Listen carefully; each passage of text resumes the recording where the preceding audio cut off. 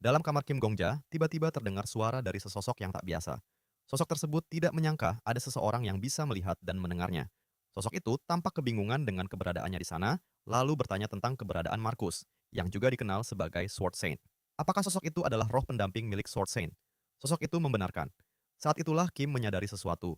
Tanpa sengaja, ia telah menyalin roh tersebut menggunakan skill miliknya. Reaksi sang roh langsung. Terkejut. Ia memaksa Kim untuk segera mengembalikannya. Namun Kim tidak mengetahui cara untuk membatalkannya. Perdebatan pun terjadi, penuh dengan emosi dan sindiran. Ini adalah alasan mengapa Sword Saint sering berbicara sendiri. Kim Gongja menghela napas. Ia tak hanya harus menghindari Sword Saint, tapi juga mendapat skill yang tak berguna. Sang roh bertanya, kenapa harus menghindari pria tua itu, padahal dia sebenarnya orang yang cukup baik, asal tidak menyinggung soal cucunya. Gongja menjelaskan bahwa angka 4091 di atas kepalanya disalahartikan. Angka itu bukan jumlah orang yang ia bunuh, melainkan jumlah ia mengakhiri hidupnya sendiri.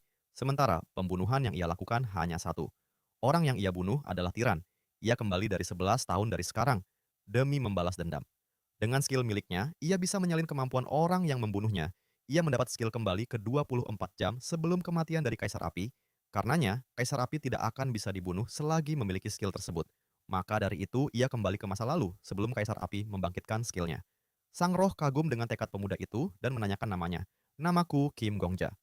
Sang roh kemudian menyuruh Kim untuk bangkit dan mulai berlatih. Ia melihat bahwa meskipun tubuh Kim lemah dan tidak terlatih, Kim memiliki ambisi yang kuat. Mereka pun berpindah ke hutan, tempat Kim mulai berburu monster. Tanpa ragu dan tanpa rasa takut, Kim menyerang dan membunuh monster-monster tersebut dengan brutal. Melihat itu, sang roh mulai menceritakan masa lalunya. Saat masih hidup, ia dikenal sebagai kaisar pedang dari dunia lain. Di dunianya, terdapat sebuah menara, dan ia berhasil memanjatnya hingga lantai 99, sebelum akhirnya gagal di lantai 100.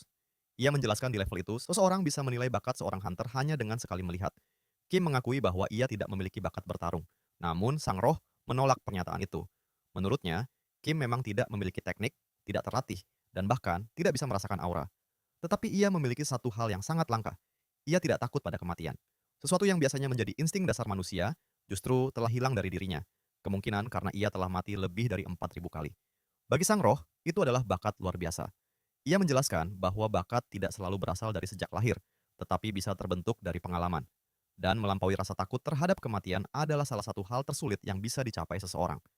Ia juga menyadari bahwa meskipun Kim telah menyalin dirinya, Sword Saint kemungkinan masih memiliki versi lain dari dirinya sebagai roh pelindung.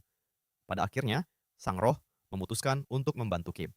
Ia ingin melihat sejauh mana Kim bisa berkembang. Ia berjanji akan membimbing Kim hingga ia mampu berdiri sejajar dengan Sword Saint.